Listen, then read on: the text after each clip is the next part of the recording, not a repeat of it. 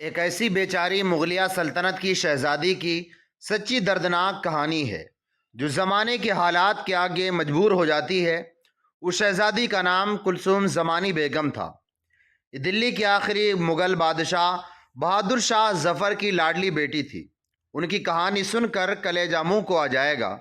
کہانی کچھ یوں ہے: جس وقت میرے بابا جان کی بادشاہت ختم ہوئی اور تخت تاج لٹنے کا وقت نزدیک آیا تو دلی کے لال قلعے میں کوہرام مچا ہوا تھا۔ چاروں طرف حسرت برستی تھی۔ سفید سفید سنگ مرمر کے مکان کالے سیاہ نظر آتے تھے۔ 3 وقت سے کسی نے کچھ کھایا نہ تھا۔ میری گود میں 1.5 سال کی بچی زینت دودھ کے لیے بلختی تھی۔ فکر اور پریشانی کے مارے نہ میرے دودھ رہا تھا نہ کسی ان کے۔ ہم سب اسی اداسی میں بیٹھے تھے کہ بادشاہ کا خاص خواجہ سرا ہم کو بلانے آیا۔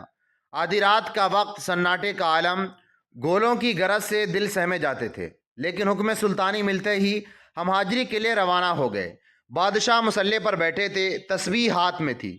جب میں سامنے پہنچی اور جھک کر آداب بجا لائی تو بادشاہ نے بہت پیار سے اپنے پاس بلایا اور فرمانے لگے: کلثوم، لو، اب تم کو خدا کو سونپا، قسمت میں ہوا تو پھر دیکھ لیں گے۔ تم اپنے خاوند یعنی پتی کو لے کر فوراً کہیں چلی جاؤ۔ میں ابھی جاتا ہوں۔ جی تو نہیں چاہتا کہ اس آخری وقت میں تم بچوں کو آنکھوں سے اوجھل ہونے دوں، پر کیا کروں، ساتھ رکھنے میں تمہاری بربادی کا ڈر ہے۔ الگ رہو گی تو شاید خدا کوئی بہتری کا سامان پیدا کر دے۔ اتنا فرما کر بادشاہ نے دست مبارک دعا کے لیے، جو کمپن روگ کے کارن کانپ رہے تھے، اوپر اٹھائے اور دیر تک اونچی آواز میں بارگاہ الہی میں عرض کرتے رہے: خداوند، یہ لاوارث بچے تیرے حوالے کرتا ہوں۔ یہ محلوں کے رہنے والے جنگل ویرانوں میں جاتے ہیں، دنیا میں ان کا کوئی مددگار نہیں رہا۔ تیمور کے نام کی عزت رکھیو اور ان بےکس عورتوں کی عزت بچائیو۔ پروردگار، یہی نہیں بلکہ ہندوستان کے سب ہندو مسلمان میری اولاد ہیں، اور آج کل سب پر مصیبت چھائی ہے۔ میرے اعمال کی یعنی کرم کی شامت سے ان کو بے عزت نہ کر اور سب کو پریشانیوں سے نجات دے۔ اس کے بعد میرے سر پر ہاتھ رکھا، زینت کو پیار کیا اور میرے خاوند مرزا ضیاء الدین کو کچھ جواہرات دے کر نور محل صاحبہ کو ہمراہ کر دیا، جو حضور کی بیگم تھیں۔ پچھلی رات کو ہمارا قافلہ قلعے سے نکلا۔ اس میں 2 مرد اور 3 عورتیں تھیں۔ مردوں میں ایک میرے خاوند مرزا ضیاء الدین اور دوسرے مرزا عمر سلطان، بادشاہ کے بہنوئی تھے۔ عورتوں میں ایک میں، دوسری نواب نور محل اور تیسری حافظ سلطانہ، بادشاہ کی سمدھن تھیں۔ جس وقت ہم رتھ میں سوار ہونے لگے تو تڑکے کا وقت تھا، سب تارے چھپ گئے تھے، لیکن صبح کا تارا جھلملا رہا تھا۔ ہم نے اپنے بھرے پورے گھر پر اور سلطانی محلوں پر آخری نظر ڈالی تو دل بھر آیا اور آنسو امڑنے لگے۔ نواب نور محل کی آنکھوں میں آنسو بھرے ہوئے تھے اور صبح کے تارے جھلملانا نور محل کی آنکھوں میں نظر آتا تھا۔ آخر لال قلعے سے ہمیشہ کے لیے جدا ہو کر کورالی گاؤں میں پہنچے اور وہاں اپنے رتوان کے مکان پر رکے۔ باجرے کی روٹی اور چھاچھ کھانے کو ملی۔ اس وقت بھوک میں یہ چیزیں بریانی سے بھی زیادہ مزیدار معلوم ہوئی۔ ایک دن تو امن سے گزر گیا، لیکن دوسرے دن آس پاس کے جاٹ اور گوجر اکٹھے ہو کر کورالی کو لوٹنے آئے۔ سینکڑوں عورتیں بھی ان کے ساتھ تھیں، جو کلثوم زمانی بیگم چڑیلوں کی طرح ہم لوگوں سے چمٹ گئیں۔ تمام زیور اور کپڑے ان لوگوں نے اتار لیے۔ جس وقت یہ سڑی بسی عورتیں اپنے موٹے موٹے میلے میلے ہاتھوں سے ہمارے گلے کو نوچتی تھیں تو ان کے لہنگوں سے ایسی بدبو آتی تھی کہ دم گھٹنے لگتا تھا۔ اس لوٹ کے بعد ہمارے پاس اتنا بھی باقی نہ رہا جس سے ایک وقت کی روٹی جٹا سکے۔ حیران تھے کہ دیکھیے اب اور کیا پیش آئے گا۔ زینت پیاس کے مارے رو رہی تھی۔ سامنے سے ایک زمیندار نکلا۔ میں نے بے بس ہو کر آواز دی: بھائی، تھوڑا پانی اس بچی کو پلا دے۔ زمیندار فوراً مٹی کے ایک برتن میں پانی لایا اور بولا: آج سے تو میری بہن اور میں تیرا بھائی۔ یہ زمیندار کورالا کا کھاتا پیتا آدمی تھا۔ اس کا نام بستی تھا۔ اس نے اپنی بیل گاڑی تیار کر کے ہم سب کو سوار کیا اور کہا کہ جہاں تم چاہو پہنچا دوں گا۔ ہم نے کہا: ہزارہ ضلع میرٹھ میں میر فیض علی شاہ حکیم رہتے ہیں، ان سے ہمارے خاندان کے بہت اچھے مراسم یعنی سمبند ہیں، وہاں لے چلو۔ بستی ہمیں ہزارہ لے گیا، مگر میر فیض علی نے ایسا برا برتاؤ کیا جس کی کوئی حد نہیں۔ صاف کانوں پر ہاتھ رکھ لیے کہ تم لوگوں کو ٹھہرا کر اپنا گھر بار تباہ کرنا نہیں چاہتا۔ میر فیض علی کی اولاد نے یہ کتاب پڑھی تو مجھ سے کہا کہ بیگم صاحبہ کا بیان ٹھیک نہیں۔ میر فیض علی نے ان سب کو ٹھہرایا تھا اور مدد کی تھی۔ وہ وقت بہت مایوسی کا تھا۔ ایک تو یہ ڈر کہ پیچھے سے انگریز فوج آتی ہوگی، اس پر ہماری حالت اتنی خراب کہ ہر آدمی کی نگاہ پھری ہوئی تھی۔ وہ لوگ جو ہماری آنکھوں کے اشارے پر چلتے اور ہر وقت دیکھتے رہتے تھے کہ ہم جو کچھ بھی حکم دیں وہ فوراً پورا کیا جائے، وہی آج ہماری صورت نہیں دیکھنا چاہتے تھے۔ شاباش ہیں بستی زمیندار کو کہ اس نے منہ بولی بہن کا آخر تک ساتھ نبھایا۔ بے بس ہو کر آج اجارے سے روانہ ہوئے اور حیدرآباد کی راہ پکڑی۔ عورتیں بستی کی گاڑی میں سوار تھیں اور مرد پیدل چل رہے تھے۔ تیسرے دن ایک ندی کے کنارے پہنچے جہاں کوئل کے نواب کی فوج ڈیرا ڈال کر پڑی ہوئی تھی۔ انہوں نے جب سنا کہ ہم شاہی خاندان کے آدمی ہیں تو بہت خاطر کی اور ہاتھی پر چڑھا کر ندی کے پار اتارا۔ ابھی ہم ندی کے پار اترے ہی تھے کہ سامنے سے فوج آ گئی اور نواب کی فوج سے لڑائی ہونے لگی۔ میرے خاوند مرزا عمر سلطان نے چاہا کہ نواب کی فوج میں شامل ہو کر لڑے، مگر رسالدار نے کہلا بھیجا کہ آپ عورتوں کو لے کر جلدی چلے جائیں، ہم جیسا موقع ہوگا دیکھ لیں گے۔ سامنے کھیت تھے جن میں پکی ہوئی فصل تیار کھڑی تھی۔ ہم لوگ اس کے اندر چھپ گئے۔ ظالموں نے پتہ نہیں دیکھ لیا تھا یا اچانک ہی گولی لگی۔ جو کچھ بھی ہو، ایک گولی کھیت میں آئی جس سے آگ بھڑک اٹھی اور سارا کھیت جلنے لگا۔ ہم سب وہاں سے نکل کر بھاگے، پر ہائے کیسی مصیبت تھی، ہم کو بھاگنا بھی نہیں آتا تھا۔ گھاس میں الجھ کر گرتے تھے، سر کی چادریں وہیں رہ گئیں۔ ننگے سر ہوش اڑے ہوئے ہزار دقت سے کھیت سے باہر آئے۔ میرے اور نواب محل کے پاؤں لہولہان ہو گئے، پیاس کے مارے زبانیں باہر نکل آئیں۔ زینت کے گش پر گش آ رہے تھے۔ مرد ہم کو سنبھالتے تھے لیکن ہمارا سنبھلنا مشکل تھا۔ نواب نور محل تو کھیت سے نکلتے ہی چکرا کر گر پڑی اور بے ہوش ہو گئیں۔ میں زینت کو چھاتی سے لگائے اپنے خاوند کا منہ دیکھ رہی تھی اور دل میں کہتی تھی کہ اللہ ہم کہاں جائیں، کہیں سہارا نظر نہیں آتا۔ قسمت ایسی پلٹی کہ شاہی سے فقیری ہو گئی، لیکن فقیریوں کو چین اور اطمینان ہوتا ہے، یہاں وہ بھی نصیب نہیں۔ فوج لڑتی ہوئی دور نکل گئی تھی۔ بستی ندی سے پانی لایا، ہم نے پانی پیا اور نواب نور محل کے چہرے پر پانی چھڑکا۔ نور محل رونے لگیں اور بولی کہ ابھی سپنے میں تمہارے بابا حضرت ضلع سبحانی کو دیکھا، جنزیروں میں جکڑے ہوئے ہیں اور کہتے ہیں آج ہم غریبوں کے لیے یہاں یہ کانٹوں بھرا خاک کا بچھونا مخملی فرش سے بڑھ کر ہے۔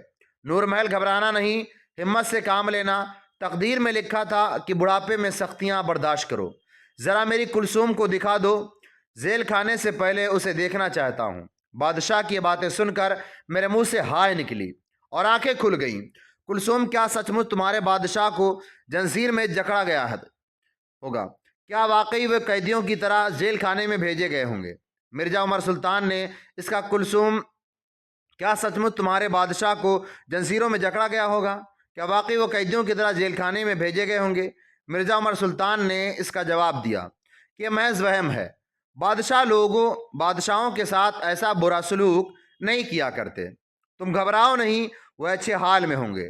حافظ ملتان بادشاہ کی سمدھن بولی کہ یہ موئے فرنگی بادشاہ کی قدر کیا خاک جانیں گے، وہ خود اپنے بادشاہ کا سر کاٹ کر 16 آنے میں بیچتے ہیں۔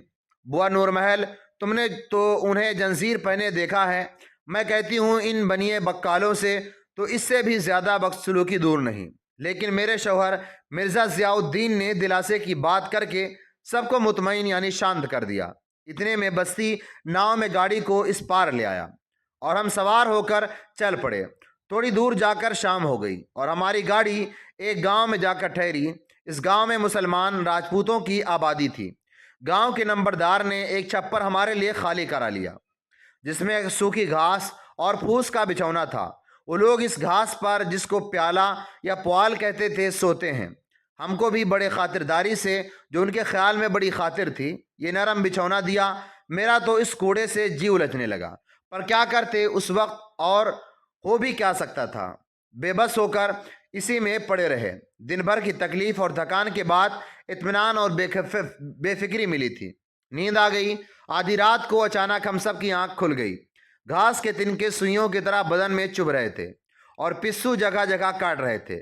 उस वक्त की बेचैनी खुदा ही जानता है। मखमली तकियों, रेशमी नरम नरम बिछौनों की आदत थी, इसलिए तकलीफ हुई, वरना हम जैसे ही गांव के वो आदमी भी थे जो गहरी नींद में इसी घास पर पड़े सोते थे। अंधेरी रात में चारों तरफ से सियारों की आवाज़ें आ रही थीं और मेरा दिल सहमा जाता था। किस्मत को पलटते देर नहीं लगती। कौन कहता था कि एक दिन शहंशाह हिंद के बाल बच्चे यूं खाक पर बसेरे लेते फिरेंगे। इसी तरह कदम कदम पर तकदीर की गर्दिशों का तमाशा देखते हुए हैदराबाद पहुंचे और सीताराम पेठ में एक मकान किराए पर ले लिया। जबलपुर में मेरे शौहर ने एक जड़ाव अंगूठी जो लूट खसोट से बच गई थी बेच दी। उसी में रास्ते का खर्च चला और कुछ दिन यहाँ भी बसर हुए। आखिरकार जो कुछ पल्ले था ख़त्म हो गया। अब फिक्र हुई कि पेट भरने का क्या वसीला किया जाए। मेरे शौहर ऊंचे दर्जे के खुशनवीस लिपिक थे।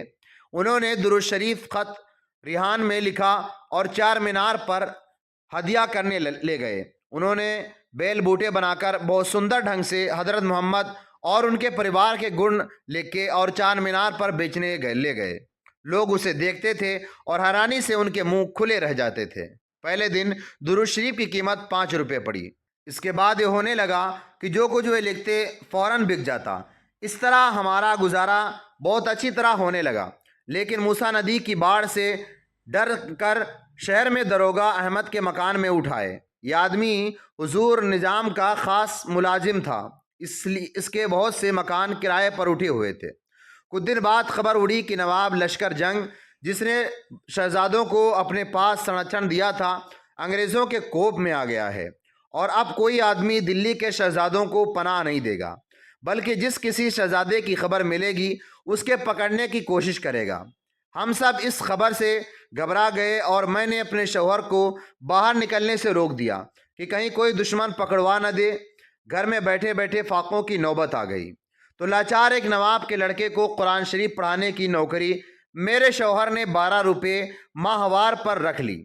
वे चुपचाप उनके घर चले जाते थे और पढ़ाकर लौट आते थे। मगर वो नवाब इतने बुरे और कटु स्वभाव के थे कि मेरे शौहर के साथ हमेशा मामूली नौकरों का सा बर्ताव करते थे, जिसको वे बर्दाश्त न कर सकते थे और घर आकर रो रो कर दुआ मांगते थे कि अल्लाह, इस जिल्लत की नौकरी से मौत लाख दर्जे बढ़कर है।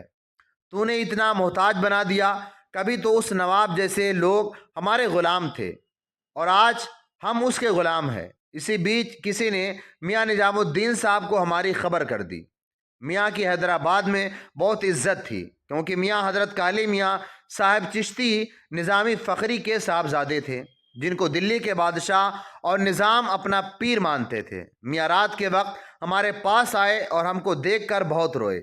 एक ज़माना था कि जब वे किले में तशरीफ़ लाते थे तो सोने की कढ़ाई बेल बूटों वाली मसनद पर बिठाए जाते थे।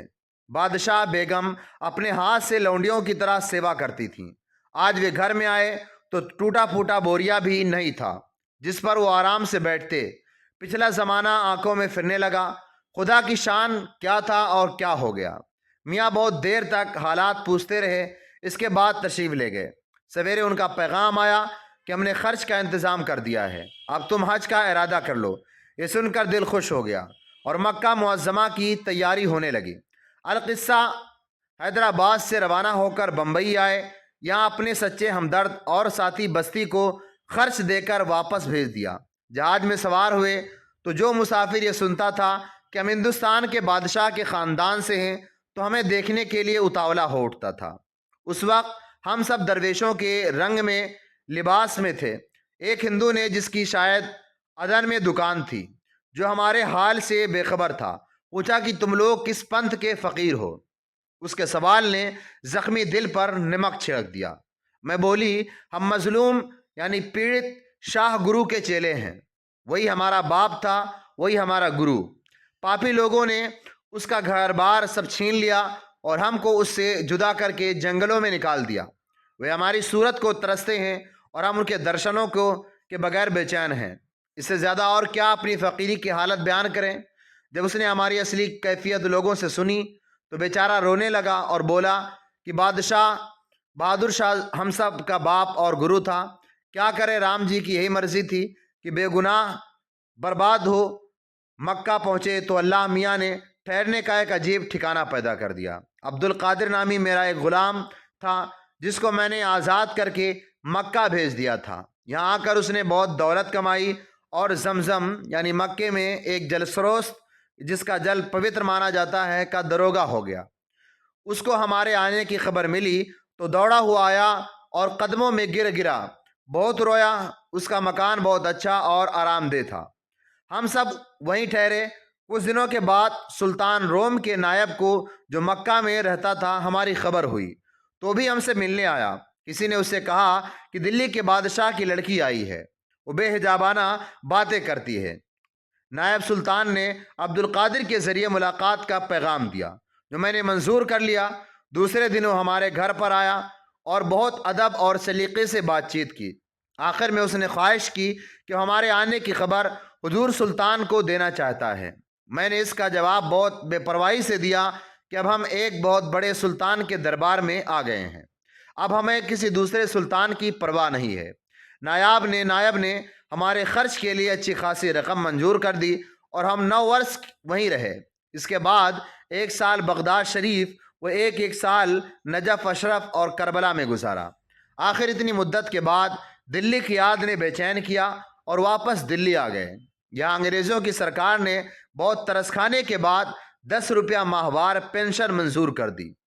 اس پینشن کے رقم کو سن کر پہلے تو مجھے بہت ہنسی آئی اور کہ میرے باپ کا اتنا بڑا ملک لے کر 10 روپیہ معاوضہ دیتے ہیں، لیکن پھر خیال آیا کہ ملک تو خدا کا ہے، کسی کے بابا کا نہیں۔ وہ جس کو چاہتا ہے دے دیتا ہے، جس سے چاہتا ہے چھین لیتا ہے۔ انسان کی تو دم مارنے کی ہمت نہیں ہے۔ ہماری ویڈیو کیسی لگی کمنٹ کر کے ضرور بتائیں۔ ہمارے چینل پر نئے ہیں تو سبسکرائب ضرور کریں۔ اللہ حافظ۔